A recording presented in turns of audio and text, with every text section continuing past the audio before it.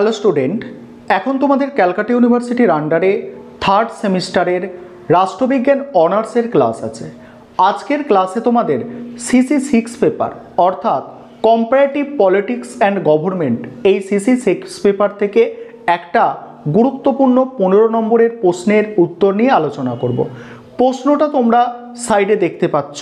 প্রশ্নটা হচ্ছে ব্রিটেন ও আমেরিকার কমিটি ব্যবস্থার মধ্যে তুলনামূলক আলোচনা করো। প্রথমে তোমাদের সংক্ষেপে বিষয়বস্তুটা কিছুটা বলে দেব, তারপরে প্রশ্নের উত্তর অর্থাৎ নোটসটা নিয়ে আলোচনা করব। তারও আগে বলে রাখি, বিগত বছরগুলির মতো এবছরেও অনলাইন কোচিং ক্লাস চলছে।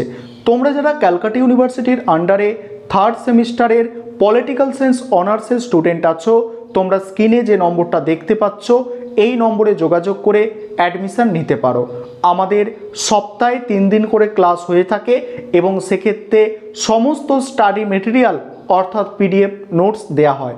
4টে পেপার তোমাদের অনার্সে পড়ানো হবে, সেক্ষেত্রে CC5, CC6, CC7 এবং SEC A1 পেপার।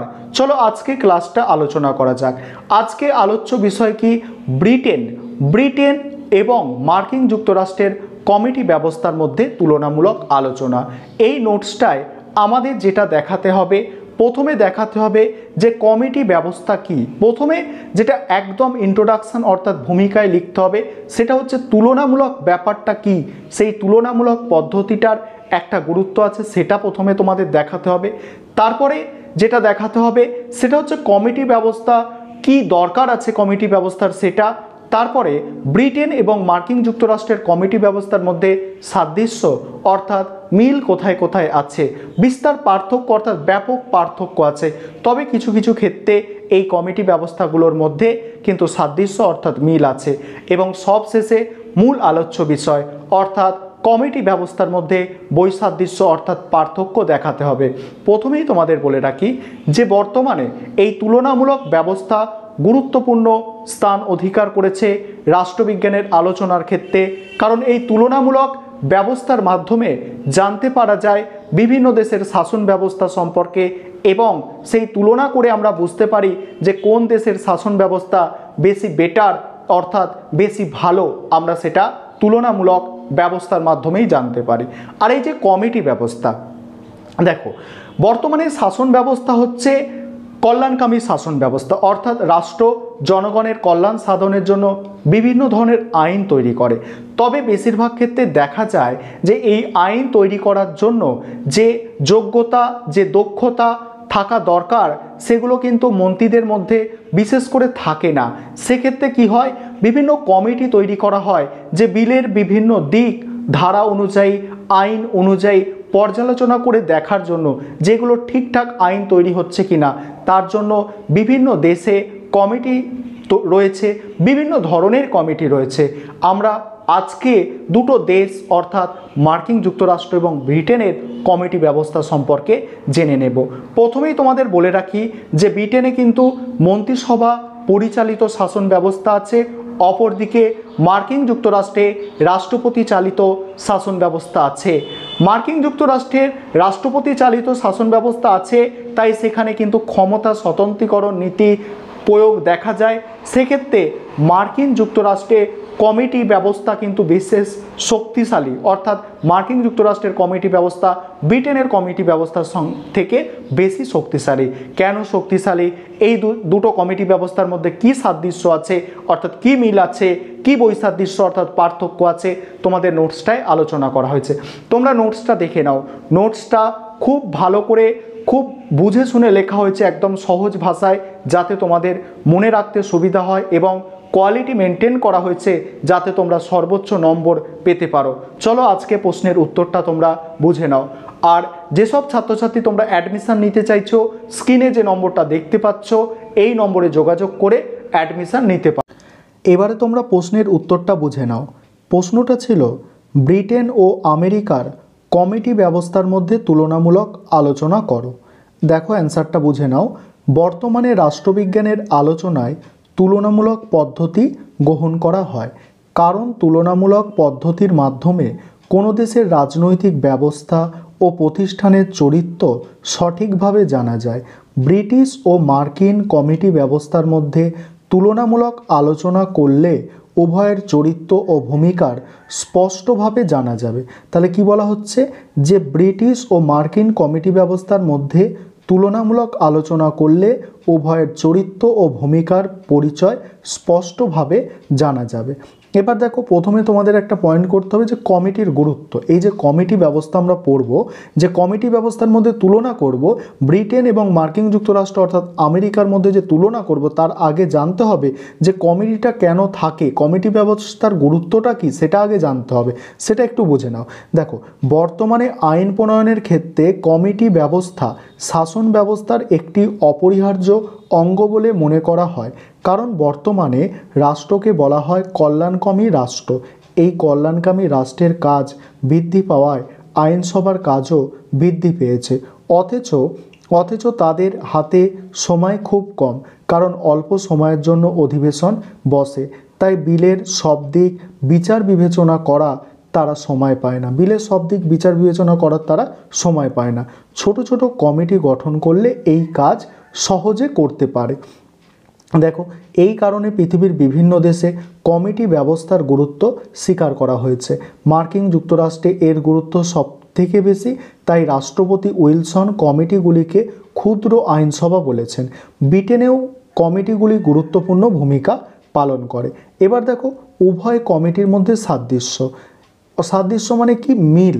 দেখো, একথা সত্য মার্কিন যুক্তরাষ্ট্রে রাষ্ট্রপতি চালিত শাসন ব্যবস্থা স্বীকৃত। তাদের মূল নীতি হলো ক্ষমতা স্বতন্ত্রীকরণ নীতি। ক্ষমতা স্বতন্ত্রীকরণ নীতি মানে তোমরা জানো যে আইন বিভাগ, শাসন বিভাগ, বিচার বিভাগ যে আলাদা, অর্থাৎ তাদের ক্ষমতার যে সেপারেশন আছে সেটাকেই ক্ষমতা স্বতন্ত্রীকরণ নীতি বলে। ব্রিটেন তার বিপরীতধর্মী শাসন ব্যবস্থা, বলছে ব্রিটেনে তার বিপরীতধর্মী শাসন ব্যবস্থা, তবুও তাদের কমিটি ব্যবস্থার মধ্যে কিছু সাদৃশ্য আছে।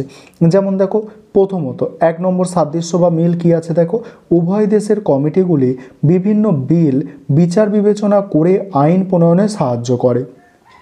দ্বিতীয়ত দেখো, দ্বিতীয় সাদৃশ্য কি আছে, যে উভয় দেশে কিছু কমিটির গঠন ও প্রকৃতি একই ধরনের, যেমন স্থায়ী কমিটি, সমগ্র কক্ষের কমিটি উভয় দেশেই আছে।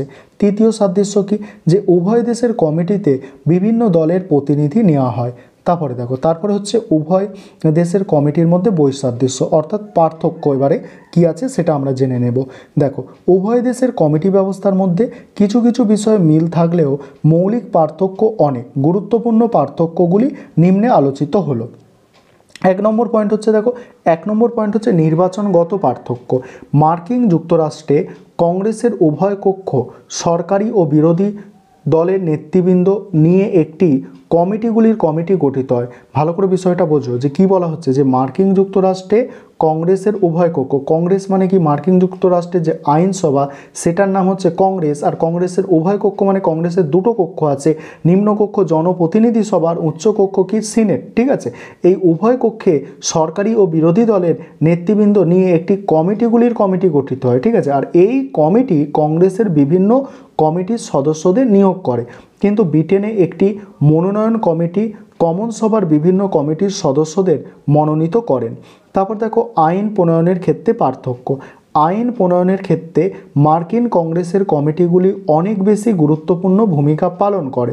তারা আইনের খসড়া তৈরি করে বিলের খুঁটিনাটি বিচার বিবেচনা করে আইনসভায় পেশ করে। প্রকৃতপক্ষে কমিটিগুলির উদ্যোক্তা তার যেভাবে বিল পেশ করে সেইভাবেই পাস হয়ে যায়। বলছে প্রকৃতপক্ষে কমিটিগুলির উদ্যোক্তা মানে তারা যেভাবে বিল পেশ করে সেভাবেই পাস হয়ে যায়। ঠিক আছে, এটা কোথায়, এটা হচ্ছে দেখো, এটা কংগ্রেসের ক্ষেত্রে অর্থাৎ মার্কিন যুক্তরাষ্ট্রের ক্ষেত্রে। কিন্তু ব্রিটেনের কমিটিগুলি বিল উত্থাপন করতে পারে না। সেখানে মন্ত্রীরা আইনসভায় যেতে পারে, অধিকাংশ বিল তারাই আইনসভায় গিয়ে পেশ করে। তাদের দল যেহেতু আইনসভায় সংখ্যাগরিষ্ঠ, সেই কারণে তাদের পেশ করা বিল সহজে পাস হয়ে যায়। অর্থাৎ ব্রিটেনে মন্ত্রিসভায় আইন তৈরির মূল দায়িত্ব গ্রহণ করে। বলছে ব্রিটেনের মন্ত্রিসভা হচ্ছে আইন তৈরির মূল দায়িত্ব গ্রহণ করে। মার্কিন যুক্তরাষ্ট্রে এই দায়িত্ব হচ্ছে কার, এই দায়িত্ব হচ্ছে কমিটির। তারপরে দেখো, পরের পয়েন্ট কি আছে, যে সভাপতির মর্যাদার ক্ষেত্রে পার্থক্য। মার্কিন কংগ্রেসের কমিটিগুলির সভাপতিগণ বিশেষ মর্যাদার অধিকারী। তারাই আইনসভার বিশিষ্ট নেতা, তাদের নামে বিলগুলি প্রচারিত হয়, এমনকি তাদের নামে বিলগুলির নামও করা হয়। কিন্তু ব্রিটেনে কমিটির সভাপতিদের এই মর্যাদা নেই, তারা পর্দার আড়ালে অজ্ঞাত অবস্থায় থেকে যায়। পরের পয়েন্ট হচ্ছে দেখো, পরের পয়েন্ট হচ্ছে নামকরণগত পার্থক্য।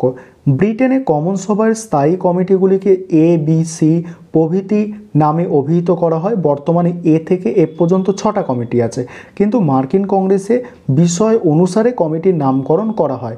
যেমন প্রতিনিধি সভার স্থায়ী কমিটির মধ্যে আছে যে দেখো armed service committee, foreign affairs committee প্রভৃতি।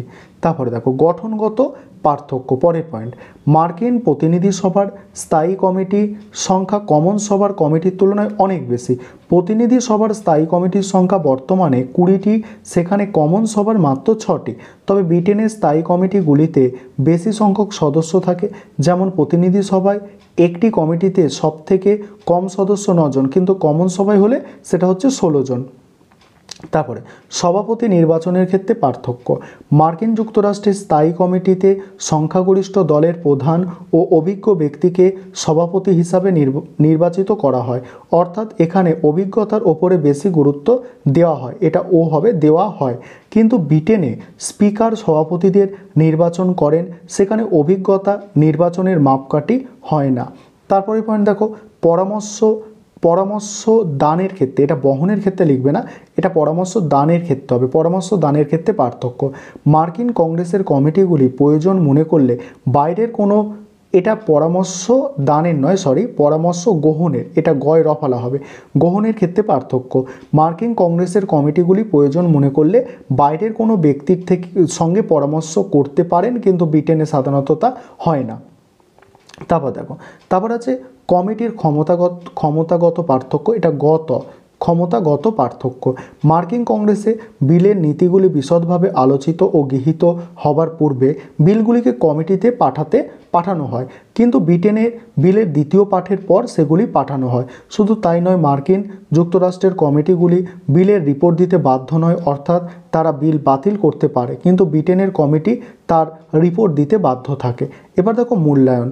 তুলনামূলক বিচারে দেখা যাচ্ছে ক্ষমতা ও মর্যাদার দিক থেকে মার্কিন যুক্তরাষ্ট্রের কমিটিগুলি ব্রিটেনের কমিটির চেয়ে অনেক ওপরে। তার কারণ উভয় দেশের শাসন ব্যবস্থার মধ্যে প্রকৃতিগত পার্থক্য আছে। এই ছিল আজকে তোমাদের ক্লাস, ঠিক আছে? তাহলে আজকে সিসি 6 পেপার থেকে প্রশ্নটা আলোচনা করা হলো। আর তোমরা জানো তোমাদের শনিবার তো লাইভ ক্লাস থাকে, তখন এটা তোমাদের কিন্তু ধরা হবে।